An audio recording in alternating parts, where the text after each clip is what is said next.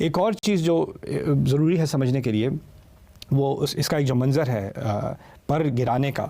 وہ یہ ہے کہ پرندہ جو ہوتا ہے جب اس کے انڈے ہوتے ہیں اپنے گھونسلے کے اندر، جب اس کے انڈے ہوتے ہیں تو کوئی سانپ یا کوئی اور جانور آ کے اگر اس کے انڈے لینے کی کوشش کرتا ہے تو پرندہ اپنے پروں کو پھیلا کے انڈوں کے اوپر پھیلا دیتا ہے اس کو پروٹیکٹ کرنے کے لیے کہ حملہ ہو تو مجھ پر ہو لیکن میرے انڈے بچ جائیں۔ یعنی ایک تصویر بنتی ہے کہ جو والد ہے یا والدہ ہے، جو ماں باپ ہیں اس کے بچے کے، وہ اس کو پروٹیکٹ کر رہے ہیں، اور یہاں پر اللہ تعالیٰ نے اس کو فلپ کے لیے استعمال کیا ہے کہ بچے والدین کو پروٹیکٹ کر رہے ہیں۔ یعنی آپ شیلڈ کرتے ہیں، اگر آپ نے پر پھیلا دیے ہیں ان کے اوپر، اس کا مطلب یہ بھی ہے کہ اگر کوئی بری خبر ہے، کوئی مشکل ہے، تو آپ ان تک پہنچنے نہیں دیتے وہ سٹریس، آپ ان کو اس سے شیلڈ کر لیتے ہیں۔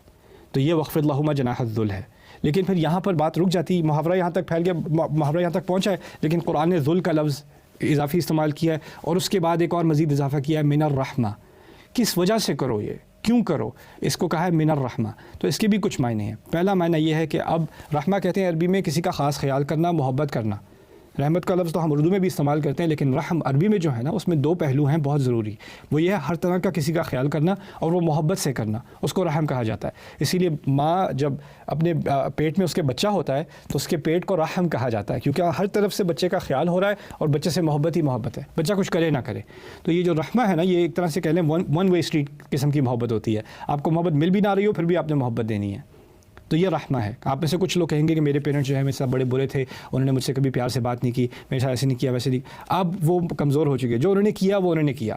اور آپ ان کے ساتھ رحمت سے اس لیے پیش نہیں آ رہے، محبت سے اس لیے پیش نہیں آ رہے کہ وہ اس کو ڈیزرو کرتے تھے۔ ہو سکتا ہے کرتے ہوں، اور ابیوسو پیرنٹس بھی ہوتے ہیں، یہ ریالٹی ہے۔ میں سے ڈر کے نہیں کہتا کہ نہیں ہمیشہ پیرنٹس سب سے صحیح ہوتے ہیں، نہیں، کبھی کبھار پیرنٹس ایسے بھی ہوتے ہیں جنہوں نے پیرنٹ ہونے کا، والد ہونے کا، والدہ ہونے کا حق ادا نہیں کیا، بلکہ بچوں پہ ظلم بھی اٹھایا، ابیوز بھی کیا بچوں کو، ایسا بھی ہوتا ہے۔ اور اس ابیوز کا جو رزلٹ ہوتا ہے وہ بچے کی اڈلٹ لائف تک پہنچ جاتا ہے، اس کی ساری زندگی برباد ہو جاتی ہے۔ ایسے ہزاروں کیسز میں جانتا ہوں، خود جانتا ہوں، بس نہیں جانتا ہوں۔ لیکن یہاں پر بات کچھ اور ہو رہی ہے۔ اگر آپ کے اندر ایمان کی پختگی آ گئی ہے تو اس کا مطلب یہ نہیں ہے کہ وہ چیزیں جو انہوں نے غلط کی تھیں وہ صحیح تھیں، یا وہ اللہ تعالیٰ اس کی پکڑ نہیں کرے گا۔ یہ بات نہیں ہو رہی۔ بات یہ ہو رہی ہے کہ آپ نے کیا کرنا ہے، کسی کی کوئی جو کرے وہ کرے، آپ نے اللہ تعالیٰ کی وجہ سے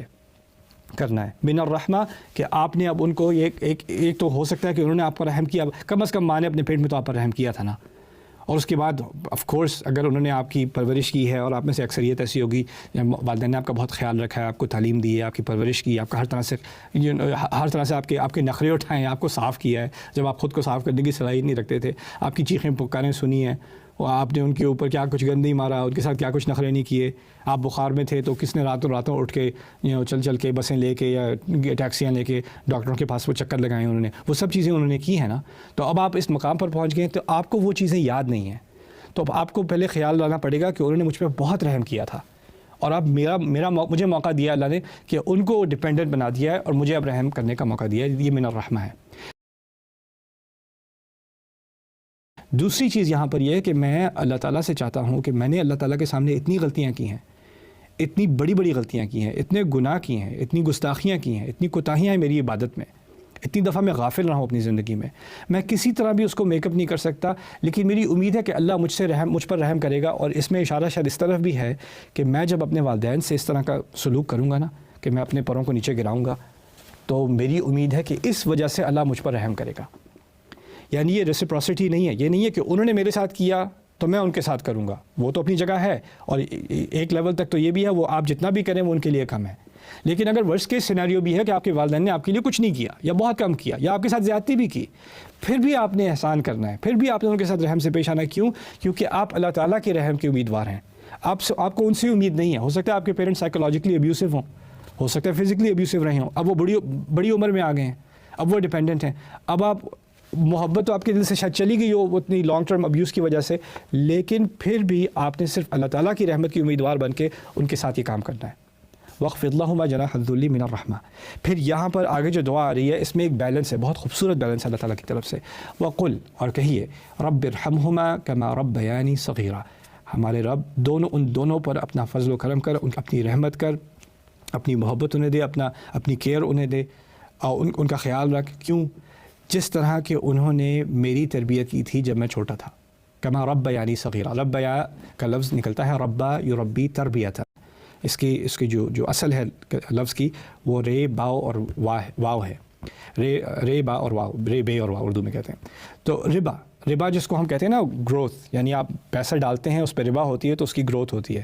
اسی طرح ربا عربی میں استعمال ہوتا ہے پودے کو گرو کرنے کے لیے، پودے کو اگانے کے لیے. اسی لفظ کو استعمال کیا اللہ تعالیٰ نے والدین کے لیے کہ آپ کی جو نشو و نما وہ کر رہے تھے، آپ کی پرورش کر رہے تھے، آپ کو غذا دے رہے تھے، آپ کو کپڑا دے رہے تھے، آپ کی اسکولنگ کروا رہے تھے، آپ کی ایموشنز کا خیال کر رہے تھے، وہ جو آپ کی نشو و نما ہو رہی تھی اس کے بارے میں اشارہ کیا گیا کہ یا اللہ ان پر رحم کر جس طرح انہوں نے میری تربیت کی ہے، جس طرح انہوں نے میرا خیال رکھا ہے. تو اس میں آخر میں آ کر یہ بات بھی آ گئی، پیرنٹس کی طرف بھی ایک اشارہ ہو گیا اللہ تعالیٰ کی طرف سے، کیونکہ اللہ تعالیٰ دونوں کا رب ہے،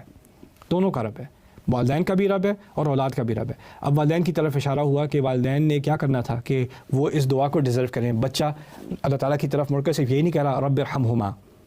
میرے رب ان دونوں پر رحم کر، یہاں تک دعا تو مکمل ہے، لیکن کما ربیانی صغیرہ، جیسا کہ انہوں نے میری تربیت کی، اس طرح انہوں نے میری نشو و نما کی چھوٹی عمر میں.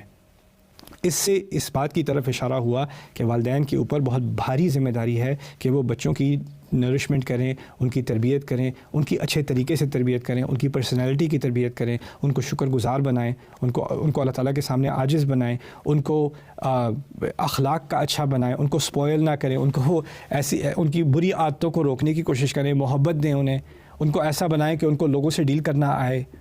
ان کو اپنی منمانی نہ ہر وقت کروانی آئے. یہ ساری ان کی تربیت کا حصہ ہے. کیونکہ کیسی اولاد ہے جو بڑی ہو کر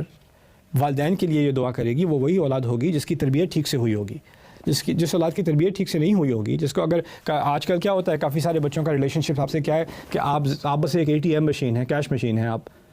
یہ لے دیں وہ لے دیں، یہ لے دیں وہ لے دیں. آپ نے کیا کیا، آپ کا اپنے بچوں کے ساتھ کیا ریلیشن شپ ہے کہ آپ نے ان کی فیسیں بھر دی ہیں اور آپ نے ان کو تحفے لے کے دیے ہیں، عید کے لیے کپڑے لے کے دیے ہیں، یہ کوئی گیم اسٹیشن لے کے دیا، کوئی فون لے کے دیا، کوئی ڈیٹا لے کے دیا، انٹرنیٹ لے کے دیا، لیپ ٹاپ لے کے دیا، بس چیزیں اور چیزیں. ایک دن آئے گا کہ اس کے پیسے خود ہی بننے شروع ہو جائیں گے، اس کالج ڈگری اس کی ہو جائے گی،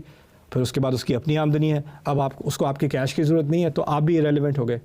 آپ کی بھی ضرورت نہیں ہے. وہ کہاں سے جا کے وہ دعا کرے گا رب ارحمہما کما ربیانی صغیرہ. اصل میں ہمیں اپنے بچوں کو ایکسپیرینسز دینے ہیں، ہمیں اپنے بچوں کو تربیت دینی ہے، ہم نے اپنے بچوں کو مومنٹس دینے ہیں، ہم نے اپنے بچوں کو بہت ہی قریبی کانورسیشن دینی ہے کہ وہ ہمیں سمجھیں اور اپنے آپ کو سمجھیں اور دنیا کو سمجھیں. اور یہ کبھی کبھار زیادہ چیزیں دینے سے آپ اپنے بچے کو بگاڑ رہے ہو، آپ ان کے اندر ایک انٹائٹلمنٹ پیدا کر رہے ہو.